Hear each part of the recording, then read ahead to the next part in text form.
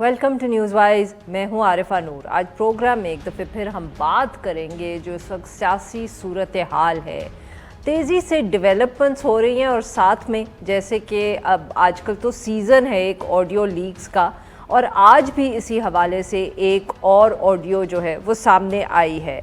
आज जो ऑडियो सामने आई है उसको ऑडियो लीक पार्ट 2 कहा जा रहा है, क्योंकि गुज़िश्ता दिनों में जो इमरान खान साहब और उनके PSPM है आज़म खान साहब, उनकी जो वीडियो आई थी ये उसी सिलसिले की एक कड़ी हम इसको कह सकते हैं।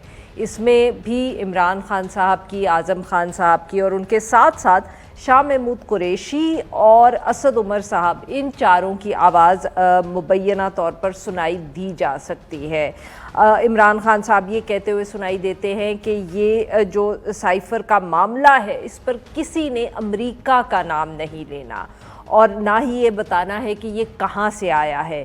असद उमर साहब की आवाज़ सुनाई दी जा सकती है और वो कह रहे हैं कि ये कोई मरासला नहीं है बल्कि एक मीटिंग की ट्रांसक्रिप्ट है, जिस पे इमरान खान साहब कहते हैं कि ये ट्रांसक्रिप्ट का लफ्ज़ जो है ये लोगों की समझ में या पब्लिक जलसे में नहीं आएगा, तो इसलिए इसको ख़त ही कहेंगे।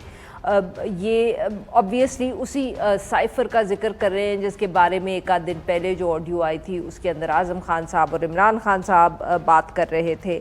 इससे पहले हमने देखा कि PM हाउस से ही जो इस वक्त की हुकूमत है उसकी भी ऑडियो लीक सामने आई। मरियम नवाज़ साहिबा और शहबाज शरीफ साहब की गुफ्तगू थी, तौक़ीर शाह साहब और शहबाज शरीफ साहब की गुफ्तगू थी, और जो PMLN के और लीडर्स हैं वो भी शहबाज शरीफ साहब से गुफ्तगू कर रहे हैं।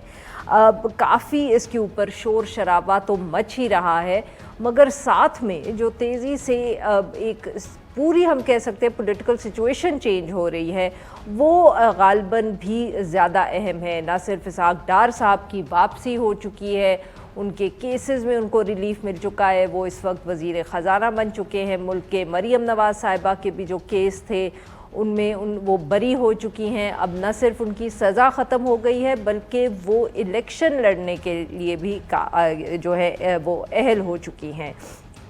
और पाकिस्तान तहरीक इंसाफ की इस सारे मामले पर ये पॉइंट ऑफ व्यू है कि ये NRO 2 है। और अब तो ज़िक्र ये भी हो रहा है कि नवाज़ शरीफ साहब भी जल्द वापस आ जाएंगे। क्या ये इलेक्शंस की तैयारी हो रही है? एक जैसे बहुत से लोग कहते हैं कि एक इवन प्लेइंग फील्ड तैयार किया जा रहा है। इस सारे मामले पे गुफ्तगू करने के लिए आज हमारे साथ मौजूद हैं ज़िया साहब, एक सीनियर सहाफ़ी और तजज़ियाकार हैं, और हमारे साथ मौजूद हैं इफ्तिखार अहमद साहब, सीनियर सहाफ़ी और तजज़ियाकार। Welcome to the show sir. Iftikhar साहब, आपसे सर गुफ्तगू का आगाज़ करेंगे। सर, इमरान खान साहब की ऑडियोज़ भी सामने आई हैं, अब लगता है कि बिल्कुल तवज्जो हट गई जो इससे पहले की ऑडियोज़ थी। आज तो ये भी बात सामने आई है कि एक वफाकी काबीना की मीटिंग हुई है और उसमें भी इस सारे मामले को डिस्कस किया गया है। आप इसको किस तरह देख रहे हैं सर? मेरे नज़दीक तो इनकी कोई अहमियत नहीं है। मेरे नज़दीक अहमियत बात की है कि पाकिस्तान के अंदर जो लोग खतरे गुर्बत से नीचे गिरते जा रहे हैं उनको कैसे बचाना है, और गुर्बत का खात्मा तो हम कर नहीं सकते, लेकिन जहाँ तक चीज़ें ख़राब हो चुकी हैं अब इससे और मज़ीद ख़राब होने से कैसे बचाना है, मेरे नज़दीक अहमियत इन चीज़ों की है। मेरे नज़दीक ये रेलिवेंट है जो कुछ आपने कहा, आपने लफ्ज़ मुबैना भी इस्तेमाल कर लिया, तो मुबैना तौर पे ये जो कुछ भी कहानियाँ हैं ये महलों की कहानियाँ हैं, इनका गरीब आवाम की ज़िंदगियों से, 22 करोड़ लोगों की ज़िंदगियों से कोई ताल्लुक नहीं है, कोई रिश्ता नहीं है, कोई उनका इनसे वाबस्तगी नहीं। सही जी। आमिर साहब, सर आपकी तरफ यही फिर सवाल लेके आती हूँ कि आप किस तरह देख रहे हैं sir audio leaks from one side from the other side? कितना नुकसान हुआ है आपके ख्याल में किसी भी पॉलिटिकल पार्टी को इनसे? इसके दो पहलू हैं आरफा। पहला तो ये कि एक तो कंटेंट है कि क्या कहा गया, क्या सुना गया, और दूसरा ये जो एक्ट है रिकॉर्ड करने का कि प्राइम मिनिस्टर हाउस में जो भी रिकॉर्डिंग हुई, चाहे वो मौजूदा हुकूमत के लोगों की हो रही हो या माजी की हुकूमत के लोगों की हो रही हो, ये उसके ऊपर सवालिया निशान है। तो पहले अगर हम इस बात पे करें कि जी जो क्वेश्चन, जो बड़ा क्वेश्चन मार्क है कि जी रिकॉर्डिंग कर कौन रहा है, कैसे हो रही है, किस तरह मुमकिन बनाया जा रहा है, क्योंकि ये कोई مطلب انڈیویجول ایکٹ تو ہمیں سمجھ میں نہیں آتا کیسا ہوگا کہ عارفہ صاحبہ گئیں اور انہوں نے ریکارڈ کر دیا، یا کوئی بہت ہی ذہین آدمی ہے کہ اس نے کر لی. یقیناً کوئی گروہ ہے، منظم گروہ ہے جس کے پاس یہ اختیار ہے، ٹیکنالوجی ہے، اور اس کی وہاں تک پہنچ ہے کہ جس نے یہ اس طرح کی ریکارڈنگز کی ہے، بگنگ کی ہے. تو یہ ایک اس کا پہلو ہے جو کہ بہت سیریس کنسرن ریز کرتا ہے کہ کس نے کیا، کس اتھارٹی کے تحت کیا، کیوں کیا، کیا مقاصد تھے.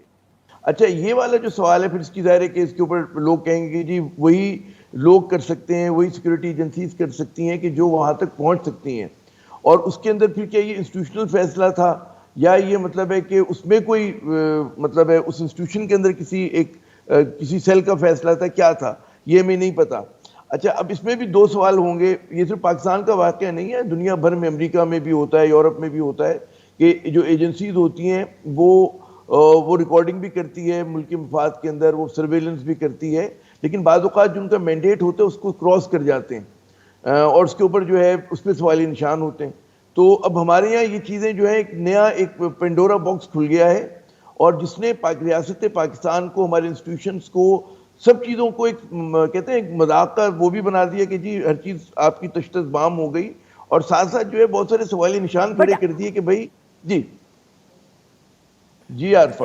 عامر صاحب، ڈو یو تھنک کہ یہ ایک طریقہ تھا یا ایک کوئی جس کو ہم کہہ سکتے ہیں ٹیکٹک تھا کہ صرف توجہ ہٹائی جائے جو اور سب کچھ ہو رہا ہے، ایک طرف کورٹ کیسز ہیں، یا جیسے ڈار صاحب واپس آئے، مریم نواز صاحبہ کا جو کورٹ کیس تھا اس میں ان کو ریلیف مل گیا، ڈائیورٹنگ اٹینشن؟ عارفہ یہ بھی کانسپریسی تھیوری ہوگی کہ جی اٹینشن ڈائیورٹ کریں، لیکن کس کاسٹ پہ کر رہے ہیں؟ You are doing it at the cost of the institutions. آپ اداروں کی قیمت پہ یہ کام کر رہے ہیں. تو میرے خیال میں یہ کوئی اچھی ٹیکٹکس نہیں ہے کہ آپ نے ایک ایشو پہ ہٹانے کے لیے ڈائیورجنس کے اور کئی طریقے ہوتے ہیں کرنے کے لیے نا. تو یہ والا جو طریقہ ہے تو میں نہیں سمجھتا کہ اس طرح کی بات ہے، یا اگر ہو بھی تب بھی بچگانا ہے، مطلب سمجھ ہمارے بیونڈ کمپریہنشن ہے، دیر از نو لاجک بیہائنڈ اٹ کہ اگر انہوں نے اس طرح سے کیا ہے. اچھا اس میں ایک اور کئی پہلو ہیں نا، کہ ایک تو کانٹینٹ پہ بعد میں میرے خیال میں آپ آگے بات کیجیے گا کہ کس نے کیا کہا، مگر دو چیزیں ہیں نا کہ ریاستی ادارے ریاست کے مفاد میں یہ کام کرتے ہیں، لیکن اس کو کیا اس طرح سے پھر سامنے لانا چاہیے، لایا جا سکتا ہے، یا مطلب ان کی اتھارٹی ہے کہ وہ پرائم منسٹر ہاؤس کو بھی دیکھیں، پرائم منسٹر کو بھی دیکھیں، یعنی کہ اگر ایک شخص جو ہے اس کی کلیئرنس نہیں ہے پرائم منسٹر بننے کی تو پھر بن کیسے گیا. تو بہت ساری چیزیں ہیں اس سے وابستہ. تو میں سمجھتا ہوں کہ پینڈورا باکس، اور یہ خطرناک بات ہے. مطلب آپ سوچیں کل کو ہماری یہ فورن وزٹرز بھی آتے ہیں، میٹنگز بھی ہوتے ہیں، نیوکلیئر سیکورٹی کے 10 طرح کے معاملات ہوتے ہیں، تو ہم لوگ تو بڑے بازار میں مطلب ہے ہماری قمیض اتار لی گئی ہے. یہ صورتحال ہوئی ہے. ہماری ہر چیز اب کویسچنیبل ہے. کوئی آ کر وزٹر بھی ہوگا کہے گا میں بات کروں نہ کروں یہاں پر، اگر میں بات کروں کانفیڈنس میں لے کر تو کہیں وہ کل کو اس کا ٹیپ باہر نہ آ جائے.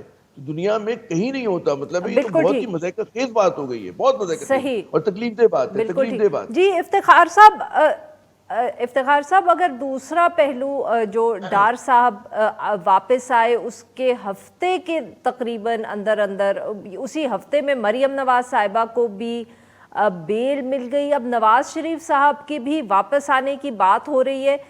سر، جس تیزی سے یہ ایونٹس ہو رہے ہیں، کیا کوئی کوئنسیڈنس ہے اس میں؟ کیا آپ کو لگتا ہے کہ اس کے پیچھے بھی کوئی پلان ہے، جیسے کہ کچھ لوگ کہتے ہیں کہ اب جلد الیکشنز کی طرف شاید جانا پڑے پاکستان کو؟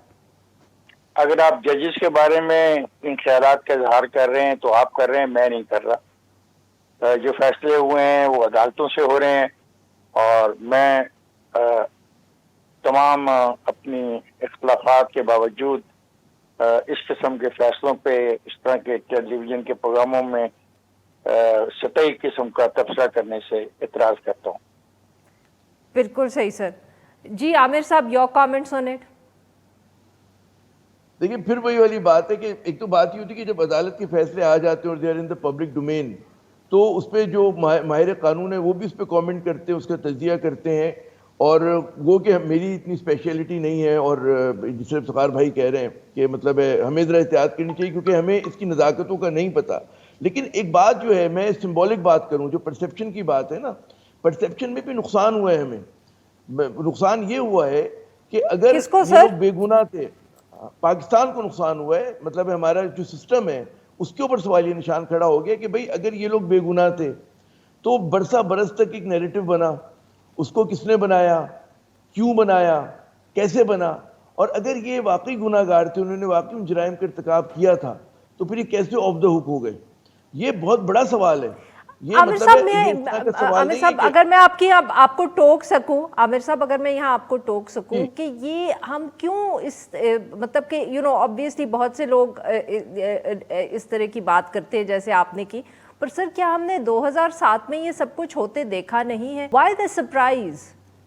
Is it just not history repeating itself? میں وہی عرض کر رہا ہوں نا کہ ہمارے یہاں ایک عجیب مذاق خیز بات ہے کہ ہمارے یہاں کوئی کیس کلوجر پہ نہیں آتا. ہمارے یہاں صرف میڈیا ٹرائل ہوتا ہے, لیکن کسی بھی جس نے مبینہ طور پہ جرم کا ارتکاب کیا اس کو سزا نہیں ملتی. یا تم تسلیم کر لیں کہ پاکستان جو ہے بڑا ایماندار لوگوں کا ملک ہے, ہمارے یہاں کوئی کرپشن نہیں ہوئی, لیکن ہوئی ہے کرپشن. یہاں پہ قومی دولت کو لوٹا گیا, یہاں پہ سیاست کو جو ہے استعمال کیا گیا اپنے بزنس انٹرسٹ کو بڑھانے کے لیے. کوئی چھپی ہوئی بات نہیں ہے. جب یہ سب کچھ ہوا تو پھر کیا وجہ ہے کہ ہمارے ادارے, ہماری انویسٹیگیشن ایجنسیز, ہماری پروسیکیوشن, ہماری انویسٹیگیشن اور ہماری عدلیہ ان کیسز کو جو ہے کہتے ہیں منطقی انجام تک نہیں لے کے جا سکتی؟ آپ مجھے بتائیے کہ اسحاق ڈار صاحب کی مثال لیں. اسحاق ڈار صاحب پہ 2 بڑے مقدمات, مطلب ایک وہ ایسڈ ڈون مینز کا ہے اور دوسرا منی لانڈرنگ کا ہے. اس میں پروکلیم ڈیفینڈر. اب راتوں رات صرف وہ جو ہے نا الف لیلا میں اس طرح قسمت بدلتی ہے شہزادے کی کہ ایک دن وہ گداگر ہے, دوسرے دن وہ بادشاہ بن گیا. تو یہی کچھ اسحاق ڈار کے ساتھ ہوا ہے کہ جی کل تک تو وہ مطلب اس ملک سے فرار ہوئے تھے وزیر اعظم کے پلین میں 5 برس پہلے, پھر ایک دم جناب اسکانڈر ہوتے ہوئے بھی وہ ملک میں آتے ہیں, وہ حلف اٹھاتے سینیٹر کا اور وہ جو ہیں وزیر بن جاتے ہیں, وزیر با تدبیر بن جاتے ہیں. تو اس کے اوپر اب میں یہ نہیں کہہ رہا کہ وہ گناہ گار ہیں بے گناہ ہیں, ہمارے سسٹم کے اوپر ایک وہ ہے, سسٹم پہ لوگوں کا اعتماد ختم ہو جائے گا, ہو چکا ہے. وہ کہہ رہے ہیں کہ جی چونی کا چور ہے, جو بھینس چور ہے, جو مطلب بکری چرا رہا ہے, جو مطلب اس کو تو آپ الٹا لٹکا دیتے ہیں, اس کو تو آپ بالکل معافی نہیں دیتے. لیکن جن کے اوپر اربوں روپے کی کرپشن ہے, مس مینجمنٹ ہے, ان کے اوپر لوٹ اینڈ پلنڈر کے الزامات ہیں, وہ اس طرح چھوٹ جاتے ہیں. تو میں پھر کہوں گا کہ اگر وہ کیسز غلط بنے تھے تب بھی سسٹم پہ سوال نشان ہے, لیکن اگر آج ان کیسز کے ہوتے ہوئے واقعی انہوں نے ارتکاب کیا, یہ لوگ چھوٹ گئے عارفہ صاحبہ, تب بھی باعث شرمندگی ریاست پاکستان کے لیے. یہ آپ نے کس قسم کی ریاست ہم بنا رہے ہیں, ہم کیا میسج دے رہے ہیں؟ بالکل ٹھیک سر, گفتگو ہماری پلان نہیں ہے, بڑا مجرم جو ہے سینہ تان کے بٹن. اچھا سوری عامر صاحب, میں آپ کی بات یہاں کاٹ رہی ہوں, مجھے بریک لینا ہے. جی ناظرین, یہاں پہ لیں گے ہم ایک چھوٹا سا بریک, جو ہم بریک سے واپس آئیں گے ہم اپنی گفتگو جاری رکھیں گے. اسٹے ود اس.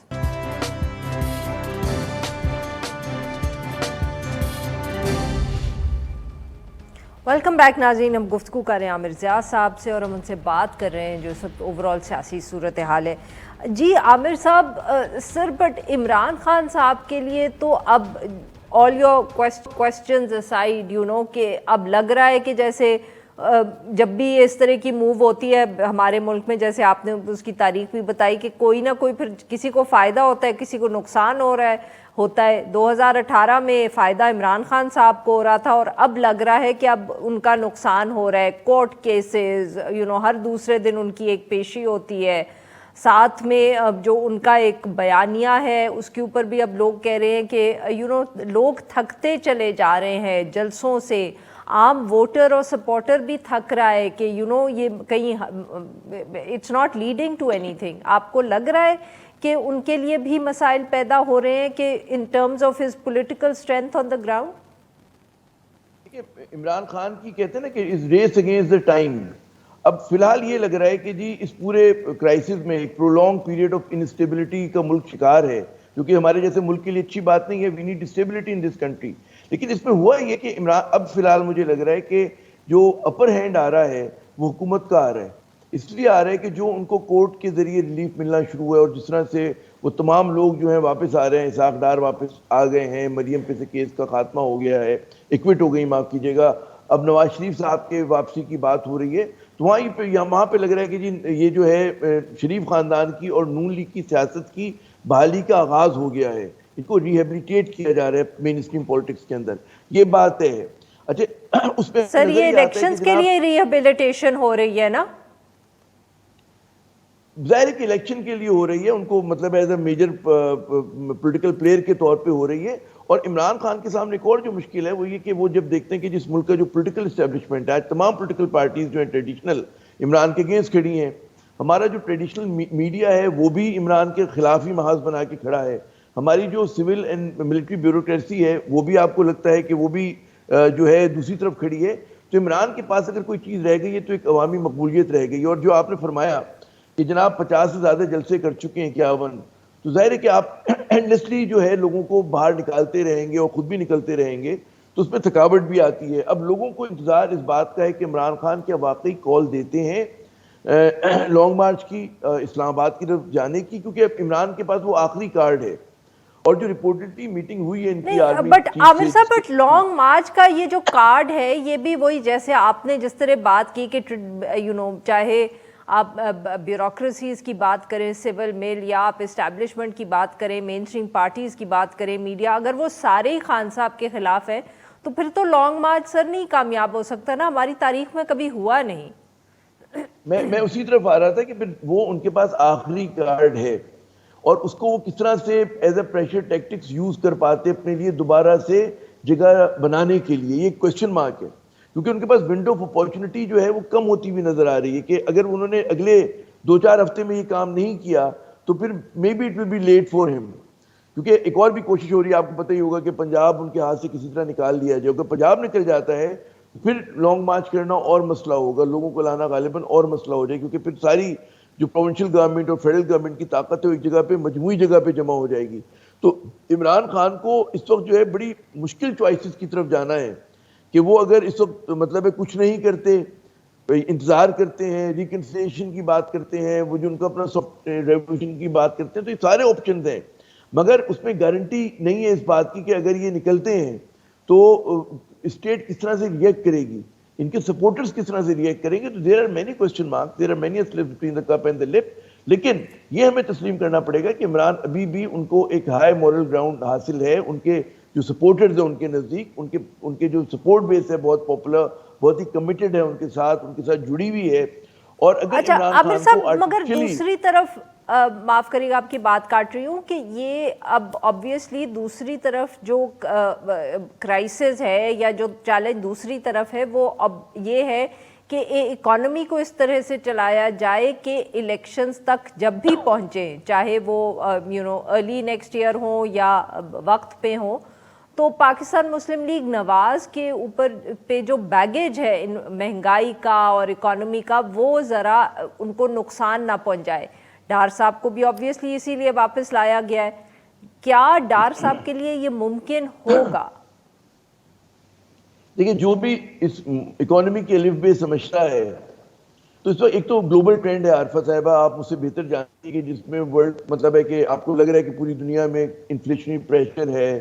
امریکہ جو ہے اس نے جب سے اپنے انٹرسٹ ریٹ میں اضافہ کیا ہے تو بہت زیادہ جو ہے سرمایہ اس طرف جا رہا ہے, تو اس میں ہمارے جیسے ممالک کے لیے چیلنجنگ صورتحال پیدا ہو گئی ہے. کموڈٹی پرائسز نے بھی نقصان پہنچایا ہے. لیکن اگر آپ یہ سمجھیں کہ ان کے پاس کوئی ایزی سولوشنز ہیں, اسحاق ڈار کی جو وہ ہے فائنینشیل مینجمنٹ ہے, he is not a reformist. Pakistan کو معیشت کو بحال کرنے کے لیے لانگ ٹرم اقدامات کی ضرورت ہے اور ریفارمز کی ضرورت ہے. مطلب ہے کہ آپ کو اپنا انرجی کو ہماری ڈیولز ایڈوکیٹ ہیئر کہ الیکشن جیتنے کے لیے ریفارمسٹ نہیں چاہیے, الیکشن جیتنے کے لیے ایک شارٹ ٹرم جو ہے وہ فیل گڈ فیکٹر چاہیے ہوتا ہے. اس میں with $8 billion in your مطلب فورن ایکسچینج ریزروز اگر آپ کے پاس ہیں تو آپ بہت کچھ کر نہیں سکتے, اور اگر آپ کریں گے تو آپ اکانومی کو یا پاکستان کو مزید گڑھے میں ڈال رہے ہوں گے. پاکستان کو اس وقت پاپولسٹ میجرز کی ضرورت نہیں ہے, ہمیں کریکٹ میجرز کی ضرورت ہے کہ جو اکانومی کو ٹھیک کر سکے. جب عوام پہلی 30% انفلیشن کا بوجھ اٹھا رہے ہیں, 26%, 27% کا, تو اب ضرورت اس بات کی کہ پھر ہم کریکٹیو میجرز لیں تاکہ سال 2 سال کے بعد جا کے 3 سال کے بعد جا کے اکانومی جو ہے دوبارہ مزید پائیدار بنیادوں پہ کھڑی ہو سکے. اگر ہم لوگوں نے وہی طرح کے جو ہم فجنگ کرتے ہیں, نمبرز کو گھمایا, آرٹیفیشلی ڈالر کو بوم کر کے رکھا, روپی کو ہم نے وہ کیا, تو اس سے تو ہماری معیشت کو اور نقصان ہوگا. آپ کے خیال میں یہ نہیں کر پائیں گے؟ نہیں, بٹ کر سکتے ہیں کہ نہیں کر سکتے؟ نہیں کر سکتے. اگر کریں گے تو آئی ڈونٹ نو کس کاسٹ پہ کریں گے. دیکھیں 2 چیزیں ان کے حق میں گئی ہیں. ایک تو یہ کہ آئی ایم ایف نے ذرا سی بیکاز آف فلڈس انہوں نے کچھ شرائط میں نرمی کریں تو پاکستان کو لیوے مل سکے. اچھا, دوسرا یہ ہوا ہے کہ جناب کیونکہ امریکہ سے کچھ میلٹنگ ہماری ہوئی ہے, ہماری ریلیشن بہتری کی طرف گئے ہیں, تو وہاں سے وہ جو ऑब्स्टिकल होता था पैसा आने में, वो ना हो वर्ल्ड बैंक की तरफ से, आपको थोड़े से फंड मिल वो जाए, बेहतर हो जाएगा। आपका माफ करिएगा आपका आमिर साहब, हमारा वक्त खत्म हो रोल चुका होता है। I have to close this. नाजरीन, आमिर साहब ने हमें ज्वाइन किया, इसके लिए बहुत बहुत उनका शुक्रिया। यहाँ पे हम लेंगे एक छोटा सा ब्रेक, और जब ब्रेक से वापस आएंगे तो हम फ्लड्स की बात करेंगे। Stay with us.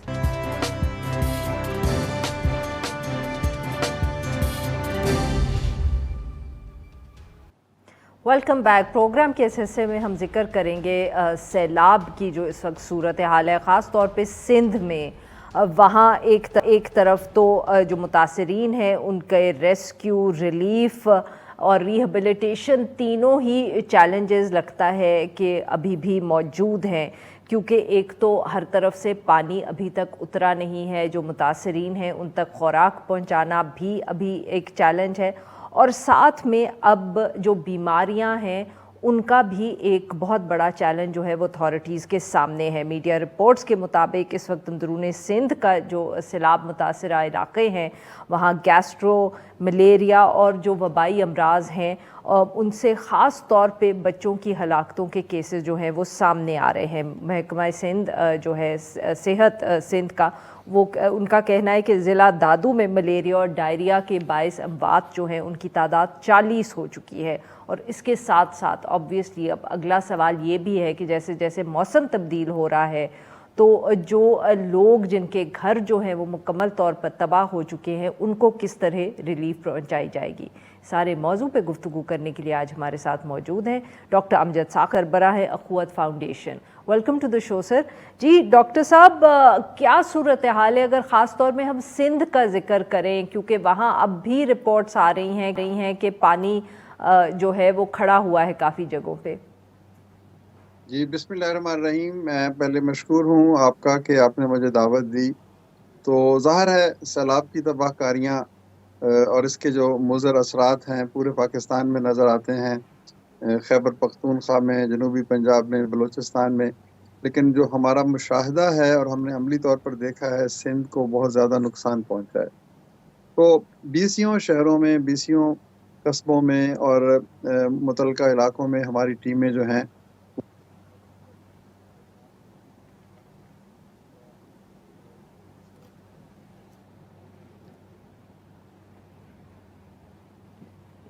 Ji doctor साहब, आपको आवाज़ आ रही है? जी नाज़रीन, हम डॉक्टर अमजद साक़िब से बात करने की कोशिश कर रहे हैं सैलाब के हवाले से, लगता है। जी डॉक्टर साहब, आपको आवाज़ आ रही है सर? आपकी आवाज़ तो आ रही है, मेरी आवाज़ नहीं आ रही आपको? जी सर, अब आ रही है, आप फरमाएं। आप माफ़ करिएगा, आप बात कर रहे थे। जी मैं आपसे ये कह रहा था कि हमने अल्हम्दुलिल्लाह सिंध के इलाकों में बहुत सारा काम किया है, जिसमें इब्तदाई इमदाद में खाना था और कुछ नकल रकूम थी, कुछ राशन बैग थे, फिर मेडिकल की सहूलियात थी, अद्वियात थी, टेंट थे। तो ये सारे काम हमने किए हैं। और लेकिन जो बात आपने कही, अभी ये मुश्किल जो है ये आसान नहीं हुई। अभी भी हज़ारों लोग जो हैं जो मदद के लिए पुकार रहे हैं और उनको वक्त पे खाना नहीं मिलता और साफ़ पानी ख़ास तौर पर नहीं मिलता, मच्छरदानी नहीं मिलती और डेंगू और मच्छर से बचाव नहीं होता, और यहाँ तक कि बाज़ जगह पर छोटी छोटी अद्वियात भी मुयस्सर नहीं हैं। तो इस सिलसिले में जो मकतूर पर कोशिश है, बहुत सारी और NGOs भी कर रही हैं, हुकूमत भी कर रही है, तो हम भी अपनी तौर पर कर रहे हैं। लेकिन बात वही है कि जितनी भी कोशिश की जाए ये शायद कम हो, क्योंकि इन हालात में किसी शख्स को अगर देखें बीमारी से उसका जो जाँ बहक हो जाना या दवा ना मिलने से जाँ बहक हो जाना, ये तो बहुत नाअहली और मैं समझता हूँ कि एक ऐसा जुर्म है जिसकी जितनी भी बड़ी सज़ा दी जाए वो देनी चाहिए, बहसियत मुआशरा भी, बहसियत फ़र्द भी। क्योंकि अचानक बारिश आके मुसीबत आना और चीज़ है, लेकिन यहाँ पर तो मनसूबा बंदी की जा सकती है। तो बहरहाल ये सिचुएशन बहुत तो सर क्या मुश्किल वजह है कि अभी तक ये मनसूबा बंदी जो है वो नज़र हमें नहीं आती, और ख़ास तौर पे अब जैसे मौसम तब्दील हो रहा है, लोगों के घर तबाह हैं, सर्दियों में उनका क्या बंदोबस्त किया जाएगा, या मौसम थोड़ा सा भी तब्दील हो गया तो? जी देखें, आपने पहले वजह पूछी, तो वजह तो यही है कि प्रिपेयर्डनेस नहीं थी। کبھی ایسی بارشیں ہوئی نہیں. یہ ماحولیاتی تبدیلیاں اتنی اچانک آئی ہیں کہ بلوچستان میں بہت سے لوگوں نے ہمیں بتایا کہ 30 40 سال کبھی بارش نہیں ہوئی اور جتنی بارش اب ہوئی. اسی طرح سندھ میں بھی. تو یہ جو پریونٹیو میئرز نہیں تھے، پریپیئرڈنس نہیں تھی، اور ظاہر ہے ہمارے جو ادارے ہیں ان میں اتنی ایفیشنسی نہیں ہے کہ وہ امیڈیٹلی اس قسم کی سچویشن کا کوئی تدارک ڈھونڈ سکیں. یہ تو وجوہات کے اوپر تو بہت طویل گفتگو ہو سکتی ہے کہ یہ کیوں ہوا، کیسے ہوا، اور ہم ناکام کیوں ہوئے. لیکن میں آپ کی توجہ جو دلانا چاہتا ہوں، وہ آپ نے خود کہا کہ جن علاقوں میں پانی اتر گیا ہے وہاں پر لوگ واپس اپنے گھروں کو جانا چاہتے ہیں، لیکن کہاں جائیں؟ وہ ان کا گھر جو ہے وہ تو بہہ گیا، نہ وہاں پر چھت ہے، نہ دیوار ہے، نہ فرش ہے، نہ دروازہ ہے. تو وہ لوگ کہاں جائیں گے، کہاں بیٹھیں گے؟ کیا ان کے سر پر سہارا یا کیا سایہ ان کو ملے گا؟ اور پھر جیسے آپ نے کہا کہ بعض علاقوں میں سردیاں بھی ہیں، سردیاں آ رہی ہیں، اور یہ سردیوں کا خوف جو ہے ابھی سے میں نے بے شمار لوگوں کو ملا تو ان کی آنکھوں میں یہ خوف نظر آتا ہے کہ سردیوں سے پہلے ظاہر گھر ہے، بے شک کچا ہی سے ہی، تو اس کو بننے میں 1 دن 2 دن تو نہیں چاہیے، کم از کم 15-20 دن، مہینہ تو چاہیے.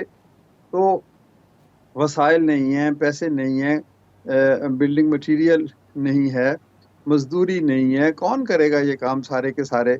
تو یہ خوف اصل میں بہت بڑا خوف ہے، اور اس خوف نے جو ایک سائیکولوجیکل اور ایموشنل ڈراما کی صورت اختیار کر لی ہے، تو یہ ایک بالکل صحیح ایسا سر. کام ہے جس پر ہمیں فوری طور پر سر اس کی این جی او سلوشنز پہ ہم آپ سے جی معاف کریے گا سر، آپ کی بات کاٹ رہی ہوں. اس کے اوپر جو سلوشنز ہیں اس پہ ہم بات کریں گے آپ سے، but after a short break with اس.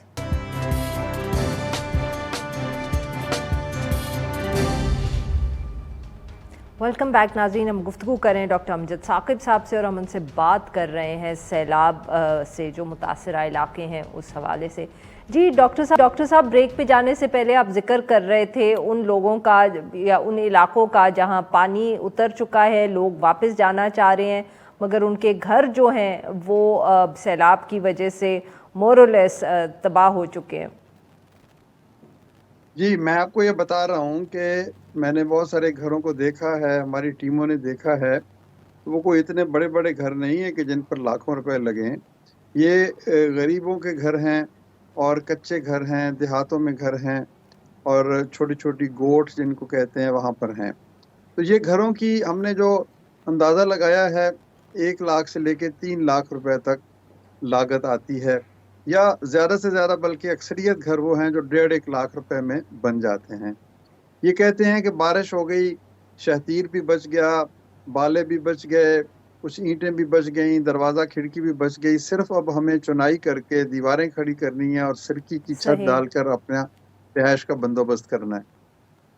تو ہم نے یہ حکومت سندھ کو بھی اور حکومت پاکستان کو بھی یہ تجویز دیتے ہیں کہ یہ کام جو ہے، بہت سارے ادارے ہیں جن کو رورل سپورٹ پروگرام کہتے ہیں، جن کو مائکرو فنانس انسٹیٹیوشنز کہتے ہیں، جس میں اخوت بھی ایک ادارہ ہے.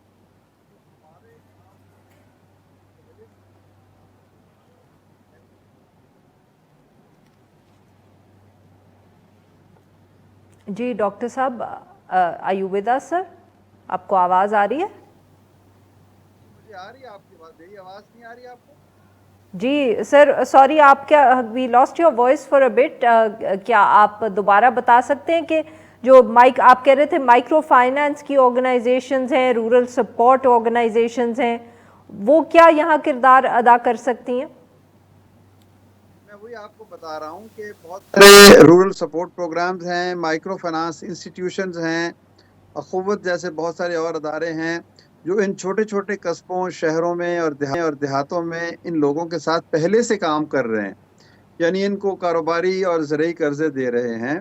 تو اگر حکومتیں ان کے ساتھ پارٹنرشپ کر لیں اور ان کے ذریعے سے ان لوگوں تک پہنچ پائیں تو یہ گھر بڑی آسانی سے مہینہ، 1.5 مہینے، 2 مہینے کے اندر یہ بنائے جا سکتے ہیں. کیونکہ 2 کام ہیں اس میں، ایک ہے پیسہ جو ان کو پہنچایا جائے، اور دوسرا یہ ہے کہ وہ لوگ ان کو انسپائر کیا جائے کہ وہ خود ہی اپنی مزدوری کریں اور اپنے علاقے کے لوگ مل جل کر ایک کا گھر بنائیں اور ایک شخص پر دوسرے کا گھر بنائے. تو یہ ایک میوچل سپورٹ سسٹم کی ضرورت ہے جس میں حکومت بڑا اہم کردار ادا کر سکتی ہے تھرو پارٹنرشپ. تو میں ہم آپ کو معاف کریے گا سر، میں آپ کی یہاں بات کاٹ رہی ہوں کہ یہ کیا مطلب کہ جیسے بسپ کے تھرو ڈائریکٹ کیش ٹرانسفرز ہوتے ہیں، آپ لوگ یہ ایکسپیکٹ کر رہے ہیں، I mean do you have something similar in mind کہ وہ جو پیسے ڈائریکٹلی حکومت دے وہ آپ آرگنائزیشنز کے تھرو لوگوں تک پہنچے؟ جی ہاں، دیکھیں ڈائریکٹ آپ پیسے دیں گے تو کس کو پیسے دیں گے؟ کیا وہ ضروری ہے کہ اسی شخص کو ملے گا جس کا گھر خراب ہوا، یا اس متاثرہ علاقے میں آپ سب لوگوں کو یہ پیسے دینے شروع کر دیں گے؟ یہ پیسہ حکومت کا، عوام کا پیسہ ہے، ضرورت مند کو ملنا چاہیے، مستحق شخص کو ملنا چاہیے، جس کے گھر کی دیوار چھت گر گئی اس کو ملنا چاہیے. تو آپ ڈائریکٹ کیش ٹرانسفر کرنا چاہتے ہیں پورے پاکستان کو تو آپ کو کون روک سکتا ہے؟ لیکن جب تک موقع پر جا کر اس شخص سے ڈائلاگ نہیں ہوگا، انگیجمنٹ نہیں ہوگی، اس کے نقصان کا اندازہ نہیں کیا جا سکتا. یہ کوئی باٹا کا ریٹ تو نہیں ہے نا کہ سب کو 100 روپے آپ نے بانٹ دیا. کسی شخص کا ایک کمرہ تھا، ایک کمرہ گرا، کسی کے 2 کمرے گرے، کسی کے 3 کمرے گرے. تو یہ ایک بہت میں سمجھتا ہوں کہ ایک consortium of non government organizations with banks and with the state تو یہ بنے گا. پھر اس کے اوپر ایک مانیٹرنگ کا میکنزم ہوگا کہ بھئی جن لوگوں کو گھر بنائے گئے، پیسے دیے گئے، کیا انہوں نے گھر بنائے یا نہیں بنائے، اور وہ گھر بنائے تو کتنی لاگت اس میں آئی. تو یہ ایک بڑا فلی اکاؤنٹیبل، فلی ٹرانسپیرنٹ اور فلی پارٹیسپیٹو میکنزم چاہیے. تو اس میں جہاں پر حکومت کے وسائل ہیں حکومت کام کرے گی، لیکن جو ایکسپرٹیز حکومت کو میسر نہیں ہے، ان اداروں کو میسر ہے، تو ان کو پارٹنرشپ میں لینا اس میں کون سی مشکل بات ہے. تو میں سمجھتا ہوں کہ جتنے بہت بھی بہت شکریہ ڈاکٹر صاحب، آپ نے ہمارے نکالا. ناظرین آج کے لیے بس اتنا ہی. Now we will be back on Monday.